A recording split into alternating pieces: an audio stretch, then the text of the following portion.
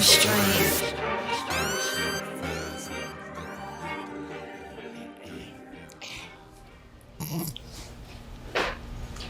All right, y'all. Welcome to NuMainstream Talks. I am your host, JR. I got my boy, Mr. Kyron Scott. Yeah, what up, baby? What's up, people? With you, man. Yep. And we got a special guest with us today. Very special guest. We got the super cool Mr. Jeremy Goad in the building. Yay! Nice to be here with y'all. Appreciate you coming through, man. Yeah. What's going on with you? Oh man, I'm loving summertime in Greensboro. This is my favorite season. What? Yeah. It is hot as It is hot as hell, hell. but coming from Las Vegas, man, I mean, okay, I feel you. I feel you. But I'll take fall over summer any day. Fall is fun. Yeah, man. So you've been around here for a minute, man. Yeah. I got here in 2009. Moved out here from Vegas in 2009, and my first gig was I was the assistant principal at Caldwell Academy for over the high school. Oh shit! And so I did that for a couple years, and then I was a youth and music minister at the Kirk, which is a church over on the northwest side of Greensboro.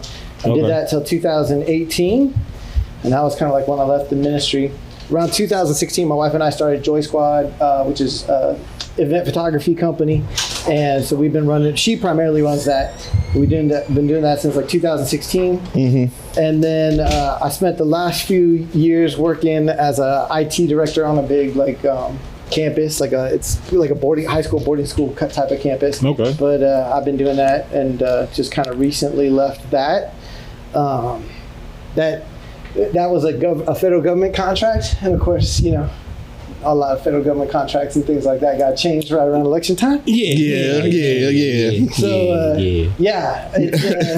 I like to have a 9 to 5. I mean, my wife and I, can kind of survive based on just the business, but I like to have a 9 to 5. One, we run our business out of a house, so it's nice to have a little time. Away from it. Yeah, where we're just not always up in the same space. And then two, benefits and retirement and all, taking extra taxes out to pay for the business and all that kind of stuff. It's just nice to have a 9 to 5 to handle all that. So I might be starting a new gig here at the end of this month. So that should be fun. But yeah, the whole time that I've been in Greensboro, I've been mostly kind of involved in the music scene in different ways. I started, obviously, a music pastor at church. I've always been, even going back into Vegas. I grew up in the church. So my old man was a pastor, and one of my first things that I ever did was get behind the soundboard at church, which I fell in love with. And even though I've been a musician still, I would say the best thing that I do is front of house. I love being behind the soundboard and EQing things and all that kind of stuff. When I moved out here, I ended up doing sound for a group called The Magnificents, which is a R&B band that's been around from the Elon area, Alamance County area. They've been around for 50 years. So Dang. Yeah. Man. So they kind of tour with all the beach music groups, but it's there's a lot to say about beach music. Back in my day, we used to call it Blue Eyed Soul, but I understand it's a North Carolina thing. But they tour with or do a lot of festivals and stuff with beach music bands, but I would say the Magnificents is really just an R&B soul band. Okay. But yeah, they've been around for, like I said, 50 years. Shout out to Clinton Horton, lead singer. My man sounds like Lou Rawls, but he's a great, love that guy. But yeah, that was kind of how I got into the music scene, in any kind of professional way, or really met a lot of people through that. Okay. All right, so you're from Vegas. What made you move out here? Oh, that's the question. What made you come out here from Vegas? Everybody in North Carolina asked me that question. All right, so I'm going to hip y'all to the game in Vegas, right? All right. When I was born in 79, there was 250,000, 300,000 people in the whole county. Okay? And the entire year, every year, the entire time that I lived in Vegas, it was the fastest growing city in the country. Okay. So the Vegas that I grew up in is not the Vegas that I left in 2009. It's you go from basically a place that's smaller than Burlington, even though we're famous and all that kind of stuff. As far as size wise, it's the size of Burlington when I was born. And then, when I left, it's the size of Charlotte. You know, so Gotcha. just Okay. to kind of put it in context. But Vegas was really cool. Like, I have no complaints about growing up when I grew up in Vegas. Cameron and I were talking about earlier. It was crack era. You know, like, man, there was a show called, like, Bad Boys. I remember Bad Boys. The cops banging down doors and stuff. It was, like, based in North Las Vegas. Like my father-in-law was Las Vegas Metro PD. Oh, and, which... I will say something about that era, being this age. Like, you didn't really want to be on the bad side of the cops in Vegas because they were the toughest gang in town. Like, you know, you could deal with whatever gang. Like, you understood, like, okay, if I'm in this neighborhood, I'm not wearing red. If I'm not in this neighborhood, I'm not wearing green. I'm not blue, what have you. Like, you understood the dynamics. Cops was everywhere. And like I don't know if y'all have seen Casino, the movie Casino. De Niro. Like, that's actual real representation of what Vegas felt like when I was growing up. In fact, like the desks from my school, like because they were old and janky from like the 50s and 60s, they're actually used in the scene where Joe Pesci is like watching his kid at school. Wow. But yeah. I have a lot of connections to the movie Casino. We'll talk about that. But like it was just a different kind of vibe. And like I said, the Metro was like Las Vegas Metropolitan Police Department. Like, well, my brother, he always said, like, you don't mouth off to the cops and stuff. He was 10 years older than me, so he was like trying to, you know, put me on game and everything. Yeah. And he would just say, like, you don't mouth off to the cops or nothing like that because they will just beat your ass and then take you home. Like, and your parents, back then, like, parents were kind of cool with it. Like, you shouldn't have mouthed off to the cops. Like, the opening line of Casino is, like, there's a lot of desert outside of Vegas and a lot of holes in the desert outside of Vegas. There's a lot of problems buried inside in those holes. So it's like, and like, I mean, kind of everybody was hip to that. And the thing about Vegas, like, everybody thinks mafia and stuff like that, but realistically, that town is a federal city. Like, the whole like 80% of the state of Nevada is owned by the federal government. So we have Air Force bases and stuff like that. But then the middle of it is like the old atomic test site where they used to do all the explosions, nuclear weapons and stuff like hills have eyes. Yeah, and then in the middle of that, you got like Area 51 and all that, whatever was going on there. And so I knew a lot of people who worked out there. So you had a lot of Fed, a lot of intelligence, so like FBI, CIA, all that kind of stuff. But then all the groups that worked with the Feds that were like, you know, they would do the dirty work of the Feds. So you had the mob, you had the Cubans, you had the Mormons, like they're gangster as fuck. I don't care what you say. You know, like everybody, you know, Jewish culture was very strong in Vegas. So honestly, like it was kind of the only people that weren't like fed up were like the poor whites, which I was one, and like the black community, you know, like, and so, but everybody got along. We were talking about earlier, one before we were on air, like always said, like the only color that mattered in Vegas was green, and you know, kind of everybody understood their role. You figure out where you are in the game. So, you know, like I'm very happy to be a square. Yeah, especially like I don't care if you're talking about the streets or politics. There are always like four groups of people.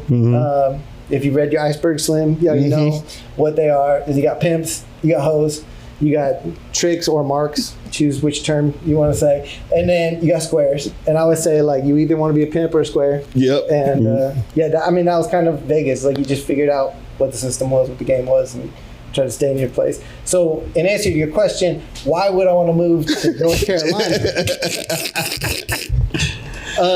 One, like I said, it wasn't the same city. It was corporate Vegas. You know, it's like it kind of like you remember like in the mid '90s, late '90s, like every community started to feel exactly the same. Like I don't care if you were in Times Square or if you were in Vegas or if you're in LA or like even going to Brooklyn. Like there's a freaking Gap on Kings Highway in Brooklyn or whatever. Like it's just every place started to feel commercialized. And I honestly took an online quiz with my wife. It's called findyourspot.com.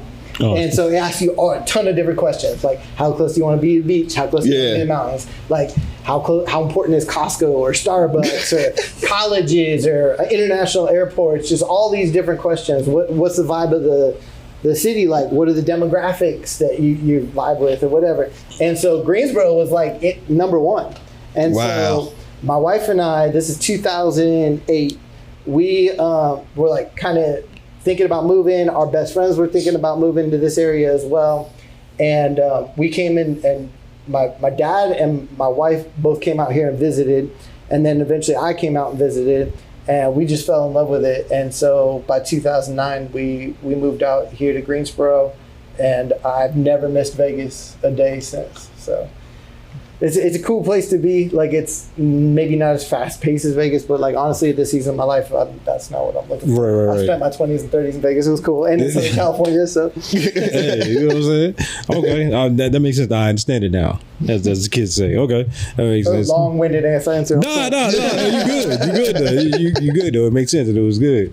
There's a lot of people don't know nothing about Vegas. Vegas is a wild place. I've been to Vegas one time. I lost $20 and did not gamble the rest of the time I was there. There's no winners in Vegas. No. No. I don't care. Even if you think you're a winner, you are not a winner. Again, going back to the whole pimps, hoes, marks, Squares. Yep. If you think that you have a possibility of winning, you are in that trick/mark category. Yep. You know, that's all that is. It's a lot of trick-ass tricks and mark-ass marks out here. That word trick like got messed up somewhere along the way, because we used to all understand tricks was dudes, and then like I remember in the late 90s or 2000s, all of a sudden I heard people calling ladies tricks. Tricks, yeah. And I was like, the math don't match on that. But. You know, a lot of people ain't good at math. You know? It is what it is. Oh man. So moved to Greensboro. How did you get what got you involved in the music scene in Greensboro to start? I mean, if you're a music fan, you're gonna find wherever the music is. Mm-hmm. And I knew, interestingly enough, I knew a lot about music from this region because of, like, I'd learned a lot about bluegrass. Like my introduction to like bluegrass or whatever was probably like Alison Krauss and Union Station back in the day. And then I learned about like Old Crow Medicine Show was just popping off. Their first album was just popping off around the time that I moved. And so I was like learning a lot about like bluegrass and old time and string music and stuff like that. And I grew up listening to, like, my dad religiously every Saturday night would listen to Prairie Home Companion on National Public Radio. And so I would get hip to a lot of the music that came from this region. And my mom is from Minnesota, or she's from Seattle, Washington, Tacoma, Washington. Shout out to Mariners. But I just be knowing, you know what I mean? But her family is kind of that Midwestern, like Lutheran that always used to get talked about on the radio show and whatnot. And then my old man was from Milwaukee, and so anyway, they moved out to Vegas in like '66, right around that time. And so yeah, moving here was a trip, and I loved it. But like I was kind of hip to the music that was here. Also, I was a big fan of Ben Folds growing up. Okay. And the man's from this region and lived in Greensboro and stuff like that. And I always say one of the craziest things about moving to Greensboro was running into randomly dudes that were mentioned in Ben Folds songs. Like you would meet, like, wait, you're Robert Sledge. Like I know your name because of either, you know, whatever. Like all kind of people. Like Josh King next door is like in a band with a dude. Eddie Walker, This Is Your Life is a song by Ben Folds, and Josh King is like in a band with Eddie Walker. It's just, it was a trippy thing to like experience that, you know, or even just like some of the old school, like going to Carolina in my mind, like all that. There's like just like a lot of North Carolina music that you kind of. Okay, interesting story. I was telling Kyron earlier, like I grew up listening to Black gospel music. My mom was really, really intentional about making sure that I knew Black church culture growing up in the church as well. And so every Sunday morning, my favorite song to listen to before I would go lead worship was Praise in the Temple by Dorothy Norwood. And I love that album, but that song especially, that was like my hype song, you know, like, you know, just whatever, get ready to go lead worship was Praise in the Temple. And Calvin Napper, who is a like Greensboro, Winston-Salem area drummer, I met him when I moved here, and I was like, dude, I've been listening to you for 20 years every Sunday morning playing drums on that track. That's dope. That's dope. Yeah. So yeah, getting involved in music is just, if you're a music fan, you're gonna get involved in music, and then if you're kind of good at stuff and people find out about it, you're gonna find out. So I got, you know, put on a lot of sound jobs and stuff like that. Then I never really, after I left music ministry in the church, I didn't really want to be out front singing, playing guitar and all that kind of stuff. I'd done a lot of that, and I'm like older, you know, 46-year-old. You're not like trying to, I don't know. Back then I think I was 39, 40 or whatever when I left the ministry. Like I wasn't like trying to go out and like be, you know, an artist in the sense of like I'm gonna go promote my own shows. And I'd done a lot of concert promotions and stuff like that in Vegas, and worked with a lot of younger artists. So really I was trying to like find the music that I liked here. So, you know, I found like Beats Batch and Katy Boulevard, and I got hip to like Prez's In the Beat of the Night show that coming out of the pandemic, I was here all the time, like 3-4 nights a week I was at the Flatiron. So like shout out to DJ J-Lone and Prez, and like I spent a lot of time here in the hip hop community, like, you know, Scales, I go see him play or whatever. And so yeah, like I wanted to find the music that I loved, was already a part of. So what was new to me was jazz, like that. I was honestly like probably my introduction to jazz was hip hop. Like I'll never forget like Cantaloupe by Us Three, because that introduced me to Herbie Hancock in like a major way. And I probably knew a little Herbie because of like Rocket and stuff like that. Yeah. And, you know, African Bambaataa. Like I was already hip to like New York hip hop, but hearing Herbie and stuff like on that. So that was like maybe my first intro to jazz, and I would kind of learn a little bit here and there. And of course, like, I don't know if you want to call Sinatra and that whole scene from Vegas, like that I was cool to jazz, but like I knew a lot of those people, and I knew like Louis Prima's band pretty well because they were all Vegas cats. So like all of the like music, like Just a Gigolo is like one of my favorite songs by like Louis Prima. But like that whole band was like a Vegas show band, going back old school. So like it would kind of hip you to different scenes like New York, Chicago, New Orleans, or whatever. And so coming here, like where I really got plugged into the music scene here intentionally was coming out of the pandemic. The Flatiron was one of the first spots that was open, where you could like go see live music. Charlie Hunter was here like 3-4 nights a week. He was bringing in every fucking famous friend he had. Like they were all showing up, and I'm like, I just watched you on a Postmodern Jukebox video, or like, you know, you were just on a Drumeo video or whatever. Yeah. And then that was about that time was like I was really becoming friends with like Drew Faust, Maya Camille. I'd known Victoria from 2016.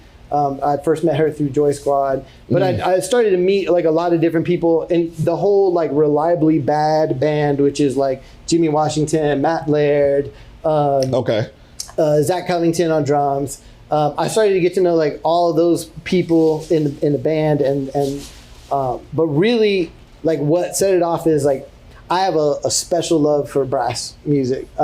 In the Magnificents, my best friend in that band was the only person that was younger than I was in the group, because everybody else is like in their 70s or now 80s. But Ben is like 39. Ben Strickland, he plays trumpet in that band, and he lived in New Orleans a long time and would play with second line New Orleans bands. Like, and so he really hit me to a lot of that music and that culture of second line culture, which is like a rabbit hole that I encourage every person to go down. Watch second line parades on YouTube, find out about the bands. But like the best musicians in the world are in New Orleans, and the vast majority of them don't want to leave. So that like the best ones don't even tour. Like Kermit Ruffins is maybe the greatest trumpet player alive. That man wants to smoke weed and barbecue and be at his bar. Like that's what he likes to do. Which, I mean, that's a good life, whatever. Like, I ain't mad at it. Right. So I fell in love with like second line culture, and so Ben and we talked about like starting a funk band. Interestingly enough, there's a dude, Aaron Wybe, and his wife, Marit Zaida. And so Marit Zaida now is like she does classic boleros from where she grew up in Puerto Rico. But we were going to start a funk band together. And so like that was kind of how I got to know them. And so Ben kept, you know, he would just send me links all the time. I'm like, you got to check this video out, or this song out, or this whatever. And so I fell in love with like second line music, New Orleans music in general. And so one day I saw on Instagram, Maya had this sax player stand up and play at one of her shows. And I think I'd met Leroy on trombone before because of Ben and eventually what became Two Fat Brass Band. But I'd seen a sax player, and I was like, yo, I don't know if this kid knows how good he is, but like this is insane. And so I came to the flat like the next night, and he was there, and I ran up to introduce myself, like, "What's up? My name is Jeremy. I saw you on this video with Maya. I got this." Anyway, we sat down and talked for like 3 hours, and that's my brother now, Shane Wheeler, who started Unheard Project, GSO, and that's probably my closest musical collaborator. Also, my brother. And then Leroy Pridgeon, who's also now part of New Being. Shout out to Leroy. Yeah. Deacon Elroy. Yeah. Shout out to Shane too. What up, Shane? Yeah, Dr. Bishop. Yeah. Love you. And so anyway, Unheard Project was originally an album that Shane had put out on his own coming out of college. And so the cats that were on there was like Colin Moser on guitar, who's one of the baddest guitar players on the planet. Xavier Ware, who now is finally getting his due. Sponsored by Pearl and Vinyl Cymbals and Evans Drumheads and everything like that. But like, he is your favorite drummer's favorite drummer. Yeah. Like, whoever your favorite drummer is, that man follows Xavier Ware and loves him. So like, I met X through that, and Ramon and Carlos on keys, but then the Unheard family, like Darren Lofton on trumpet, Dante Fowler, Emerson Borg. So yeah, we were getting to know Shane and getting to know Unheard Project was it was really cool because the collective Unheard Project just grew and grew and grew. So we like JB on drums. Shout out to Joe Bias Jackson. That's like my brother. I love him so much. We spent a lot of time together, and anyway, I just kind of became like, not even a manager, but more like a mentor, advisor, whatever. And, helping book shows, promote shows, and then like, okay, let's learn about taxes and how to 1099 people. And also just kind of teaching musicians how to be self-sufficient in other areas. Because like, every one of them is disciplined because they had to learn how to be disciplined to like master their instrument, right? Right. But you spend all that time getting good at something and you may not know how to do other things quite as well. And so one of the things I would always tell them is like, the same way you got good at one thing is the same way you get good at everything. And so, I teach them how to, do the brakes on their cars or, and a lot of them, kind of knew different skills, but I was taking JB with me everywhere, teaching them how to do sound, and we were doing sound all over at different events, or even just, we started like setting up festivals for Unheard. So we were like doing First Fridays at Revolution Mill for a while and stuff like that. And bringing luckily I had a PA and stuff like that. So just teaching guys kind of every different aspect of the game. And just to see kind of how everything they've taken on themselves. Not just because I taught them, but they were just curious about whatever. So I was grateful to be a part of that. So that was kind of how I fell in with Unheard. And then Ben and Shane and Leroy were also playing with this brass band out of Alamance County, which is like a New Orleans brass band. Right. And I was like, who is this? And where'd y'all come from? And so this dude, Josh Lambert, who he founded the band in 2020, and he's still one of the drummers of Too Fat. He had moved away for a while to New Orleans, and when I found out that he was going to move away to New Orleans, I asked him, could I take over the band? I was singing some with them at that point in time as well. And then, so I kind of took over the band, and there was a lot going on in all of our lives, so it wasn't like a huge priority, but because like people knew of it or people knew us, we would get booked here and there. And we started doing every Fat Tuesday of Mardi Gras. We started doing a show here at the Flatiron. And so that's kind of like, it's growing and becoming more. We've done a lot of festivals and stuff like that. We, shout out to Juneteenth Family Fest, Virginia Holmes, love you. She booked us at Juneteenth this year, and we've been doing for a couple years the Summer Solstice Festival, which is a trip. Like y'all need to go check that shit out. Yeah, definitely. Like, go be a spectator. Yo, y'all killed it. Y'all killed the Juneteenth, yo. Oh, yeah, bro. Appreciate that, man. When y'all was going around, I was like, yo, that is dope, yo. That was crazy. Yeah. And that's, honestly, with Too Fat, what we really try to do is not just cover New Orleans second line brass band music. First of all, like it's got a culture that extends back like almost 150, 200 years, whatever, maybe before that, going back to Congo Square, where the slaves would get in New Orleans and like play music together. And this was their opportunity to be themselves, to like enjoy their African heritage and really just be themselves. But the thing about New Orleans is like it's this melting pot of like every crazy ass thing, military and everything. Like Cajuns in and themselves are like it's a crazy French tradition. Then you got like Eastern European like brass musicians, like military brass bands and that kind of stuff that were there. So like there's these military brass bands that were part of that. They were bringing their instruments over there, and you know, obviously it's the delta of the Mississippi River. So you know, everybody asks like, how did America get to be kind of so strong? And really, it's our river system. Our river system is like where we were able to develop this whole international trade and regional trade and interstate trade throughout our whole river system. I was a history teacher, sorry. I get nerdy on shit.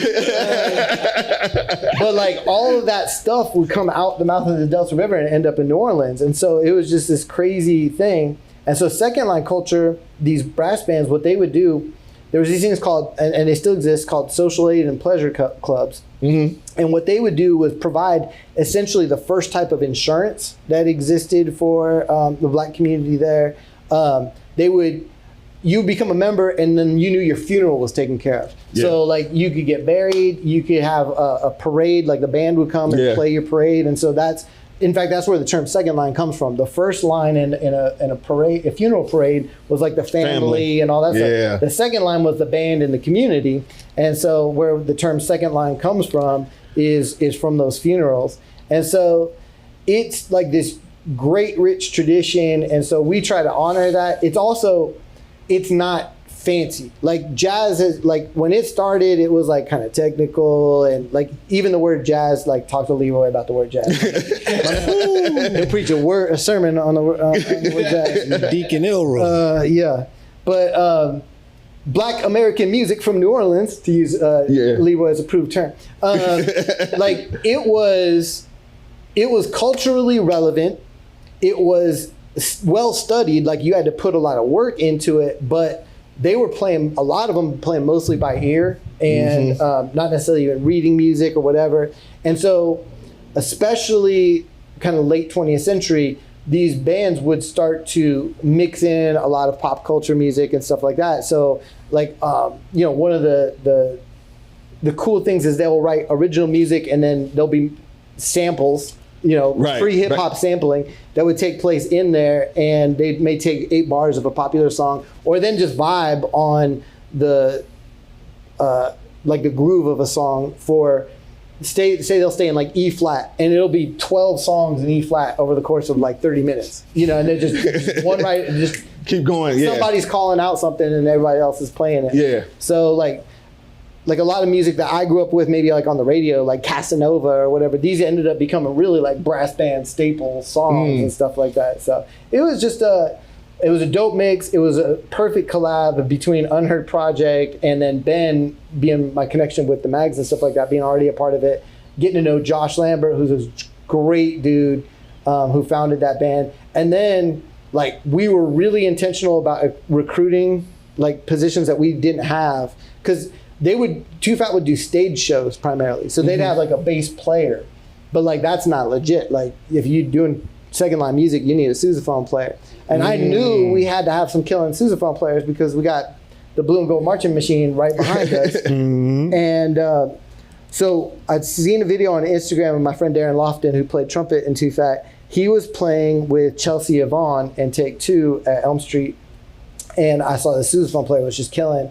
And so I showed up at Elm Street Lounge for their next show, only white dude in the building, and went out and just recruited Chase Butler, our sousaphone player, who's been with us ever since, who's the absolute foundation of our group now. Like that's the most important component, is that sousaphone, and he's just killing. Shout out to Chase. His dad was like the band director at Ben Smith High School for many, many years. Oh, Mr. Butler. Yeah, sick. Wait. Time out. Yeah, well, Chase is our Yeah. Charles, his older brother, is one of our trumpet players as well. Oh, Yeah. That's right. that's crazy. Yeah. I remember when it was little. Gee. Yeah, and he was, he was an A&T Blue Gold marching machine. Oh man. Yeah, like Aggie Pride. So yeah, it's been super fun just recruiting different people, going to jams. Like one of our new trumpet players, Ian Rude. I introduced him as White Chocolate, but he is an amazing trumpet player, and I would see him going to different jazz jams and stuff like that, and I was like, no, this dude can hang. Yeah. And trumpet is tricky with second line music because like you need to be able to scream and like really play really loud notes and high pitches and stuff like that, but to really be dope, you also have have to have like real technical abilities to play melodies, and a lot of times they're the ones that are introducing the familiar melody to the crowd, and so trumpet is really, really important. And Ian's great, and Leroy is our music director. He's calling the shots live on stage and stuff like that, telling us what we're gonna do next. He and I usually build the set list together, but yeah, it's just been super fun, like a great, I don't know, hobby, but also like just to have a passion for something that has so much culture and so much respect behind it. Yeah. And then to treat it with respect, because there's a lot of people call them we're a New Orleans brass band or whatever, and they're really like playing Dixieland, or like they're just doing covers of songs, which, I shout out to cover bands. I mean, it's all good, but I like the creativity and the arranging and stuff that comes from when you have, Shane is a graduate and Leroy both UNCG Miles Davis School of Jazz, which is, a pretty intense program. So what they bring to the table with their arranging and ability to write songs and everything else, while having this love for this music and understanding how to weave the two, has been really cool. Because I nerd out so much on it, I'm able to bring a lot to it as well. Ben Strickland, one of my dearest friends, lived it. Like he got to play with all those guys, so he knows a lot of these people, and will call us when something's bullshit. Like he'll just call it. So it's that part has been really, really fun with Too Fat. Yeah. Man, I ain't gonna lie, that Chase and that blew my mind. Like, I remember when it was little. Remember Mr. Butler used to yell at me in the hallway and being late to class. Oh man! Rest in peace, Mr. Butler. He's passed up till I go. Yeah. Man, that is crazy. That is crazy. So, what do you think about the mixture, like the talent that's around Greensboro? Like, what do you see? I think that's a great question. Yeah. The reason is like, okay, Greensboro is relatively small, right? Like I think in Greensboro proper, it's like 300,000 people. Mm-hmm. And then maybe within Gilbert County, I think it's like 1 million. You got like another 1 million in Alamance County or whatever. But because of all the universities and the church traditions that exist and stuff like that, there's like strong players here. Like cats, we are cat heavy. Yeah. So like if you talk to like Charlotte cats or like Triangle cats, like a lot of them will say like the cats are in Greensboro. Like the best players are in Greensboro. Thank you. Yeah. But we don't have yet the infrastructure to provide as many opportunities for people to play as regularly as they need to sustain a living. To sustain the living wages, that's a big part of it. Yeah. But also, like, if you think about the Beatles, like they were in Hamburg, Germany, before they ever like blew up, and they played at this place called the Cavern Club, and I think they played like 6 nights a week there or something like that. But it was like they would play from like late afternoon, early evening, and then play like well into early morning, and they did that for I think it was like a couple of years. I'm not exactly sure, but because they were able to play together so often, so much, they could read each other's minds. It was just tight, And also the relationship, the songwriting relationship, I think between Lennon and McCartney really was able to grow and blossom because of that. But like when you think about like cats from Atlanta, like you can go out and play every night in Atlanta. You go out and play every night in DC. You can go out and play every night in New York. you can't do that in Greensboro. And like, I'm really, really grateful for the venues that exist here. Odin has been doing the Jazz Jam at Odin Brewing Company for a long time. Dusty, who started the Flat, owns Common Grounds. He's always been great about providing a spot for live music. I love Josh and Abby so much, who bought Flatiron and run it now. They have a real heart for developing these artists. And then the Crown has been a good venue for people to be able to go and play in at Carolina Theater. And there's been a lot of like little different bar shows, but they're not always into like original music, a lot of covers and stuff like that. Yeah.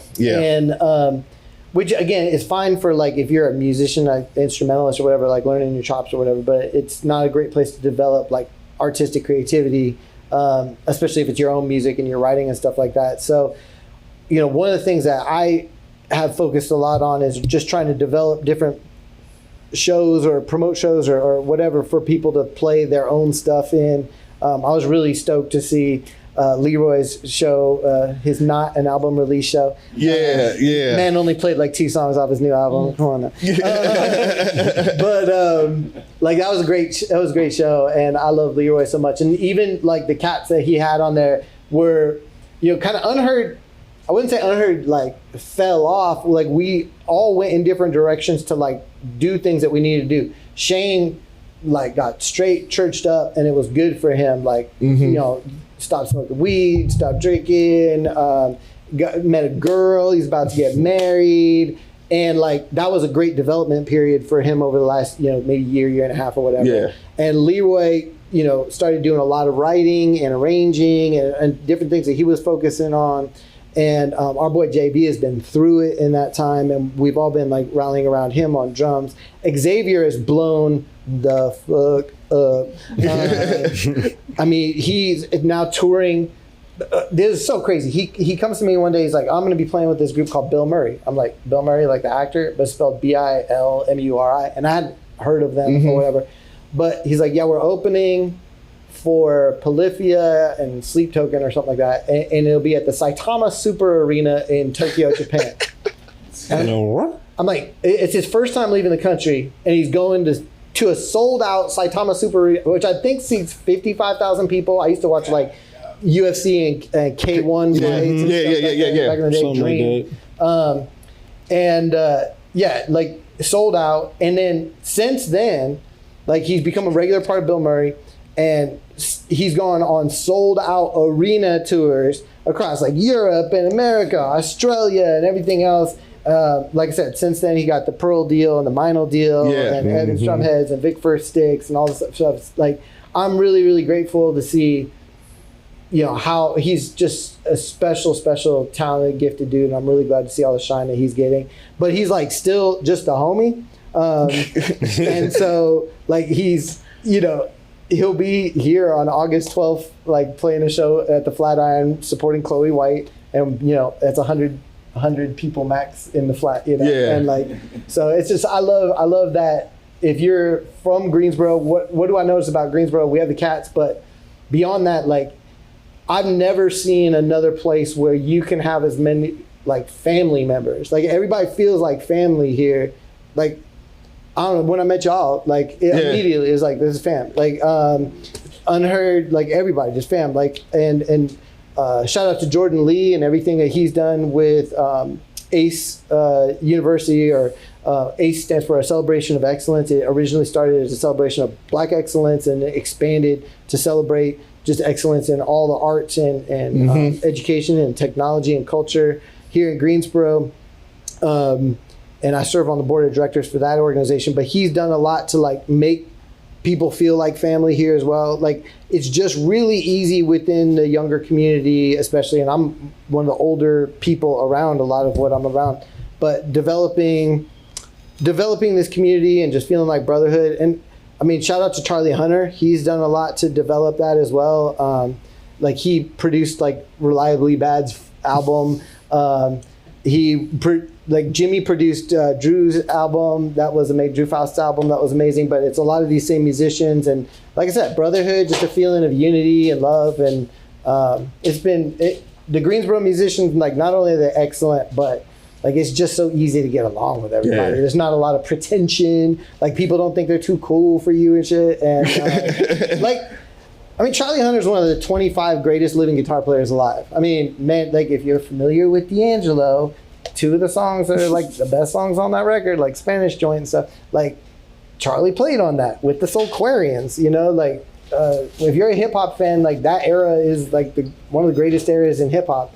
And like Charlie's here and just cool with everybody. Anybody can go up and talk to Charlie and he's gonna smile and laugh and probably talk some shit about Republicans or whatever, but you know, it's cool. Yeah, I've noticed too that around Greensboro, especially with a lot of musicians and artists, there's always been a sense of community. Mm-hmm. So even though they're all doing all this crazy stuff, you always see them active in the community somehow, somewhere, and I think that goes to a lot to what Greensboro has taught and is showing other artists as a community. This goes out to the world, so I kind of don't want everybody to hear how cool Greensboro is. Okay. Because I don't want like everybody to move here. He don't want to have to move. He ain't trying to have to move again. Hold on, how many people we got? 1 million? Oh yeah, I'm out. I'm out of here. This is home. I'm old now. I'm not trying to go nowhere. But I love it. It's a special little city. Yeah. And I mean, with all the colleges and universities that we have here and the corporations that are, like, honestly, the corporations are kind of dope here. Like, we talk a lot of shit about corporations in the world, rightly so. But, like, the corporate community here, whether it's Cone Health or, like, Contour Brands, which owns, like, Wrangler and all that stuff, a lot of them, like, really step up and donate money to the arts and stuff like that. Mm-hmm. Shout out Phantom. I know he's part of the Greensboro music representative or whatever for our city council, but like you can go to like a meeting and you'll be sitting across from somebody who controls like a multi-million-dollar budget for like just sponsoring arts and stuff in the community. And also I think our City Take Arts community, really what we need in this community is for the occupants of Greensboro, the citizens of Greensboro, like need to get in the habit of going out to live music regularly and paying cover charges and supporting artists because that's what they want to do. Like, just go out and buy merch and go to shows. And if you got a venue or a cool spot, like I don't care if you had a cool backyard, meet some local musicians and like host something, like have shows, but give as many opportunities to especially young artists. Every year there's a new crop of musicians who are entering UNCG or Greensboro College or Guilford College shout out Guilford College. They have one of the biggest music festivals for high school students and young people in the world. The Eastern Music Festival that's every year there. So there's a lot of music development here. It's just like, okay, you develop them and now what? You got to go somewhere else. Right. To like get paid. And like, I know that, with Bing, you guys saw what was happening in the record industry and decided like we're going to do something different and plant our roots. And like I'm going to just drop names. People who have moved away, like Logan Butler, who's one of the greatest guitar players I've ever seen. He moved to New York and he's getting all kind of shine now. Like I love that, but I hate that he had to move to New York. William Ledbetter on bass had to move up to, and he went and joined the military. Shout out to him and respect for serving. But like he's in DC. Like people that have had to, like people move to just get gigs and to get shine. Colin Moser. And his girlfriend Alyssa, who I introduced, love you guys. They moved out to LA, and Colin, is developing work out there. But like, I hate the fact that they had to go do that. And I would love for everybody at least to, I tell young people all the time, $200 a day, whether it's from gig money, lessons, part-time work. If you got a degree, go substitute in Guilford County schools or whatever. But like, $200 a day if 5 days a week is what you need to make to be an adult in this world. Like you need basically $1,000 a week to like kind of be a grown ass man in this world. And so that's what I want to see is for more musicians to be able to be professional musicians to like, okay, I got a $400 gig this weekend. That covers 2 of those days. Now I need to make $600 $600 over the course of the week or whatnot. Yeah. You know, it's a good way to break it down right there, actually. Yeah. Look, and see, that goes back to, like you said, or before we even started got on air, you was talking about you was teaching, you know, artists things outside of just music. Yeah. You know, I think you said you showed them how to do breaks, you showed them how to do taxes, whatever. You know what I'm saying? And I think that's important because, I mean, as artists, yes, the main thing is the music. Like that's the main thing. That's what we're looking to get paid for. All right, now you got paid. Do you have any idea what to do with this money? That's right. Do you have any idea do you know how to budget this money? Do you know that you about to have to pay taxes on this money? Do you know what you about to have to do with this money? So I think things like that is important as well. Everybody should go watch the documentary on Roy Hargrove. It's free on YouTube right now. It's an incredible documentary about Roy Hargrove, filmed over the last year before he passed in 2018. But he played with all of the best players, and like, I don't know if you know the mix between hip hop and jazz, like he was kind of instrumental, especially he played on a lot of Soulquarian stuff, the D'Angelo album and everything like that. But he, in that documentary, they interviewed a bunch of the different players, and the trombone player that played with him said there was a cat that came up to him. I don't know if it was Winston Marsalis that said this to him or somebody, but came up to him and said, like, I don't know if you should be in this industry because this industry is inherently exploitative. Like, people are going to try and take money from the fact that you can do something that not very many people can do. And so they're going to try and get their hands in, whether it's managers or agents or whatever, they're going to try and get their hands in and take this money. And so that's my goal in teaching people how to kind of do stuff for themselves, is like, be your own manager. And even when you think about the term manager, there's, like, depending on what level you're at, there could be 20 different roles that fall under a manager, whether that's booking agent or tour manager or whatever. Like, there's a variety of different roles that fit underneath that. So the more that you can do for yourself, or have friends or family or whatever, that people that just ride with you, handle some of those things, then you can, you know, be less exploited. And especially in this day and age where you can release music yourself, build up a following online, and really, you know, in 2025, most of an artist's money is going to come from shows. Like, you might need like a booking agent. I think booking agents are actually something that's valuable. If you can get a booking agent and they're taking 10% or whatever, 15%, but they're getting you shows, like, that's how you're getting paid, because that's also where you're selling merch and stuff like that. So, like, that's a valuable thing for you to actually put money into. You know, maybe hiring a videographer is a valuable thing for you to put money into. Maybe, you know, nowadays with ChatGPT or whatever, you might be able to, like, figure out a social media strategy on your own. But sometimes even just hiring a social media manager might be a good strategy if you don't know kind of what you're doing there. Yeah. It's the other investments around being an artist that I think a lot of artists get lost in the sauce. Like, I just want to be an artist. I'm like, okay, you got to look at yourself as a business too.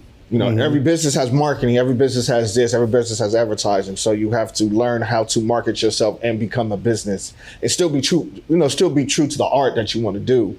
But I think a lot of artists, and I've seen this even in other cities I lived in, they'll go get big, might get a deal, then something always happens. And then when you start talking to them, a couple friends I talked, like, hey man, it was a lot of stuff. Now I don't know Illuminati type stuff. It was a lot of stuff they was talking about. Like, I had no idea, and it's 100%. And so you have to take somebody else's word for it. Right. And let's go back to the whole pimps, hoes, tricks, squares thing. Yep. The two groups that have the most in common are the pimps and the squares. Because the pimps understand the game and they're trying to extract from the hoes and tricks. Squares understand that the game exists and choose not to participate with all the bullshit. Right. Like, the difference between a square and a trick is a trick don't know that he's getting tricked. And that's why he's a mark. He's marked because he's an easy mark. Like, you can take money, you can extract money from him. And realistically, if you're a square, you can choose to, like, work with all those people and get whatever you need to out of the system. And it don't matter if we're talking about politics. It don't matter if, like, that analogy applies to just about every field of life. Any industry. Yeah. And so I'm choosing to be a square, and like happy to be a square. Like I've been square my whole life. Like I've been married now for 22 years. Shout out to Trish, I love you so much. But like, gotta make sure you get that in there. She's like, and realistically, like she runs Joy Squad. Like reason my family eats is because of Trisha. Like I provide some stuff to it. I can keep the lights on and work on the house and the cars and everything and save us some bread. But like she really is the money maker. But yeah, like it's one of those things when you realize the exploitative process that exists in the music industry and you're aware of it, and more importantly, you know what you don't know yet. That's the important part. Yeah. Like everybody doesn't know stuff. The real important thing is to know what you don't know so that you can choose to learn, whether that's, I mean, now with the information that we have between, Google or AI or whatever, or just going and finding somebody and meeting them and saying, like, I just want to know whatever, like, again, shout out to Charlie Hunter. The amount of times that I've called him and just said, hey, can we get together for coffee? Can I ask you a bunch of questions or whatever just about this music game? He's always been willing to do it. And I know he's done it for, I can think of 10, 15 other people that he's a resource to just in that same way, because he's been in this game since the early mid-90s, whatever. So he's seen the change. Yeah.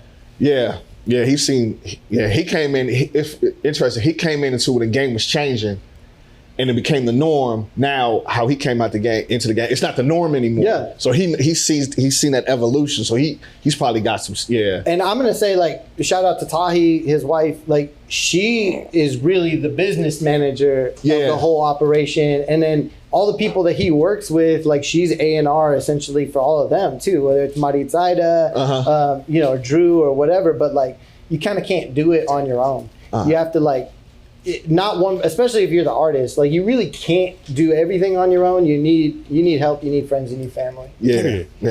I feel like it's like that with anything. And like that's in general. Everybody think, I did them all. No, you didn't. I guarantee you didn't. No, I made it to the NBA on my own. Who taught you how to shoot the ball? All right, exactly. Right. All right, Obama, you didn't build that.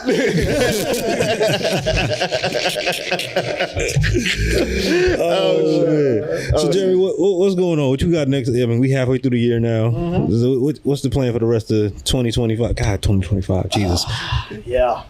No, I'm excited for the rest of this year. I'm excited for a couple of things. One is we're going to be working on something a little bit different here at the Flat, which is probably going to be taking place on Monday nights starting not too long. And that is, there's a lot of jams that exist around in Greensboro. And the strongest of them is Downtown Common Grounds on Wednesday nights. Sam Frybush and Matt Laird and Chuck Pickney have been the house band there. They do like an hour set, and it'll be different cats at different times, like Will Darity come in, Charlie will be there, or whatever.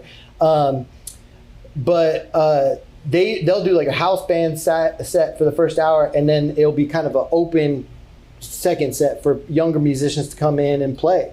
And that gives that development space for younger artists and stuff to play with like real heavy cats. Yeah. Now, largely the people who've been taking advantage of that have been sort of the straight ahead jazz cats, like especially younger cats and stuff like that. What we would like to do here at the Flat is really focus on integrating the most underrepresented killing music that is in this region is Black gospel music. And we have some of the best players in the world. I mean, even the people that come out unheard, like if you think about X or you think about JB, like they were gospel drummers first. Facts. Shane and Leroy both, played for Casey and JoJo's dad down in like Charlotte or whatever. So like, Sam Frybush, who's like this killing Hammond organ player, plays usually B3s and C3s with the Leslie Rotary and all that stuff like that. I mean, he went to Berkeley, he went to New Orleans, but if you talk to him, like where he really developed was playing gospel music at Black churches. So one of the goals is to really bring in gospel musicians more into the gigging kind of scene that Yeah. is more like, because they're just underrepresented in. If I think about people like Sean Martin or these other people, like Ty Tribbett and his band and all that stuff, like they're now becoming sort of nationally famous for gospel music. We had like Kirk Franklin back in the day or something like that. Maybe like if you go back to like what we were talking about when we were growing up earlier off camera, like Andre Crouch, John P. Key, yeah, exactly, Hezekiah Walker, shout out, we made it. I love that music so much, and I want to see these artists like really develop and get their shine in a broader community, because a lot of people just aren't exposed to how good that music is. So I want that, and then also. Shane and Leroy and I have this just love for brass, and so we want to see A&T cats and people coming out of Miles Davis or the other colleges or whatever, or I mean even our trombone player. One of our trombone players besides Leroy is a cat named DeAndre Brandon.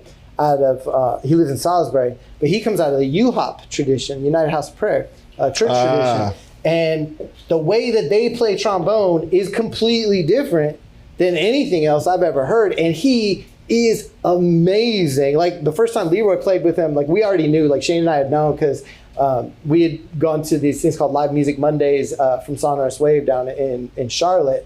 Shout out to Sleeve.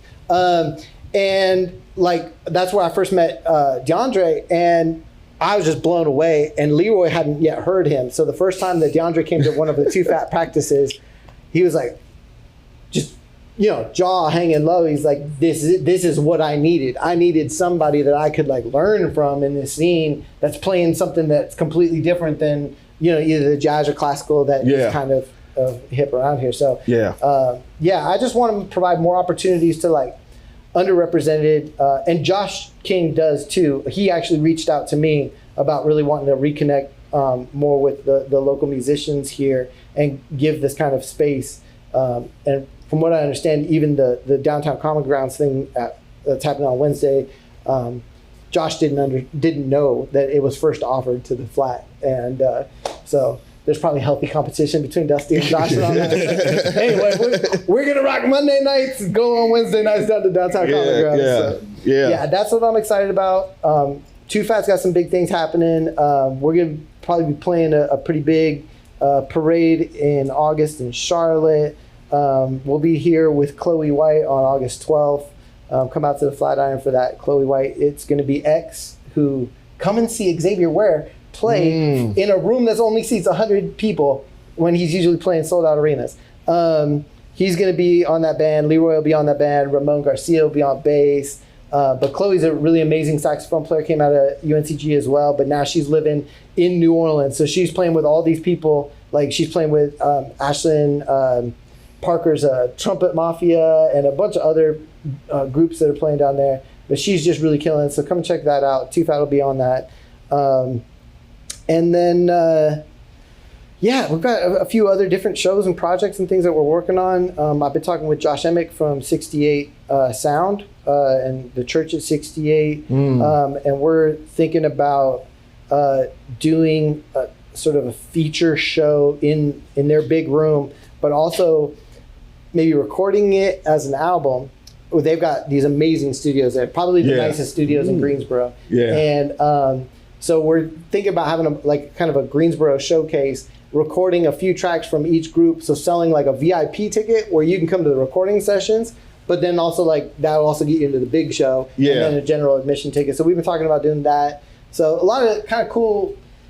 One of my problems is that I can come up with ideas and talk with people, but with all the different responsibilities I have, it's harder for me sometimes to like just make sure it happens. So I got to like just get back on and call people and make sure other people are helping and those sorts of things. But I'm excited about like what Leroy's got going on. Darren Lofton, our trumpet player from Unheard, and he's played with Too Fat as well, is playing with a banda band. So he's playing at all these like big Mexican parties and stuff like that. There's like 15, 20 of them on stage. They go let's go. And let's go. It's so funny because all these Mexicans and a little black Darren in there with like a gold suit with flames on it. Probably going crazy. Yeah, but I love you, Darren.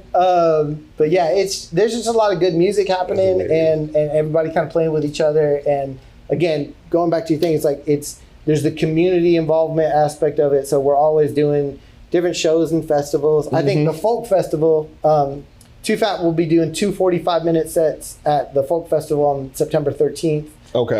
But everybody, like a ton of like Greensboro musicians, whether it's William Henson or Victoria, I think Maya.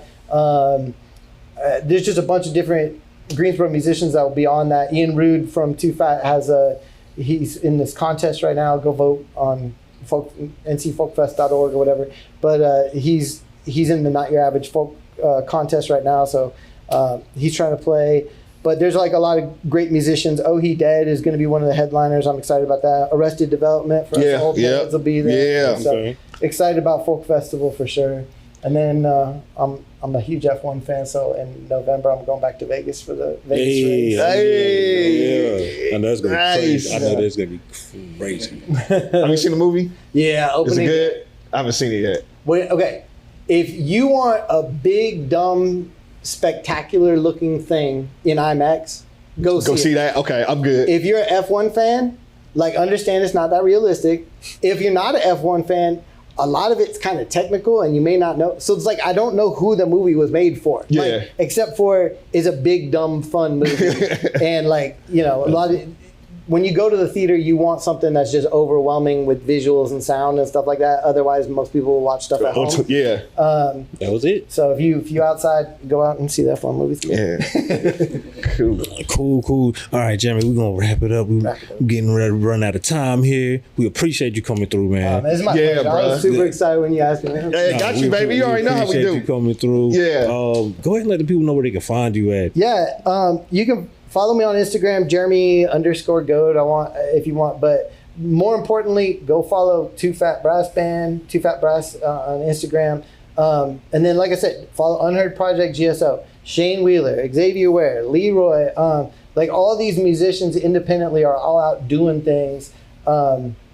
We've got there's incredible bass players like Ramon or Kevin Beardsley or Jose Medrano. Shout out to Jose. Yeah. Exactly. And then just like go out to Greensboro Music. It's everybody's just awesome. Like even like Royal Jelly is this crazy, funky, psychedelic band or whatever, and they do crazy. One of the most fun shows you will go watch, and they're all sweethearts. Like they're all going to be your friends and family afterwards. And that's what we're encouraging is just community and love and everybody hanging out together. And like I love that we all have our own identities and cultures that we can like. It's fun to be at like Juneteenth and stuff like that and be part of that, but also representing like understanding like I'm not a black man, a part of the black community, so I can go and enjoy it. But like go and enjoy your culture, but importantly, like go out and be together. Like Greensboro is like 40% black, 40% white, and 20% other. Like go out and be in spaces where you're all together, hang out, learn from each other. You're gonna get new opportunities. You're gonna get new ways to learn something. Maybe you get paid. Like everybody's got to eat. So just go love each other. And like a lot of people try to fight over their slice of the pie, but that's not the way the pie works. Like the more that we go and do, the pie just gets bigger. So like everybody go and grow and experience together and put each other on, shop local, support each other musically and stuff. That's what it's about. Like let's all grow together. Y'all heard what he said. Yeah, gross. Y'all heard. I don't even gotta say nothing else. Y'all heard the man. Yeah. Y'all heard. I don't gotta say nothing else. You heard the man. We appreciate it because a lot of people don't. Not enough people are saying that at all. Not enough people were saying that. So we definitely appreciate those words needed to be said. Kyron, go ahead and let them know where they can find you at, man. Everywhere Black vs. Kai, blackvskai.com, Black vs. Kai on all social media outlets. Go listen to his music. It's dope. Especially if you're into real old school hip hop, if you're down with like Coast Contra or King and Mike or just like Nas, Rakim, whatever, like this man does real hip hop. Go listen to it. And he got like 8 albums ready. I just want y'all to know that. He got, I don't know what he be doing. He got like 8 albums just lined up. I don't know what he be doing. Yeah. And of course, y'all know me. JR, you can find me everywhere, which is just Instagram. JR or Pap, JRORA, ORPAP. My bad, I can't spell today. I'm sorry. Make sure y'all go download the app. Download the app, baby. NuMainstream, NU, like the Nubian kings and queens that you are. You know what I mean? Download that not now, but right now. Right now. We got being our best self, new beings. I love that. See, I love your. Yeah. I love it. Love it. And matter of fact, it's Sunday, so we'll start the week off tomorrow. Go be your best self, and we'll holler at y'all next week. Peace.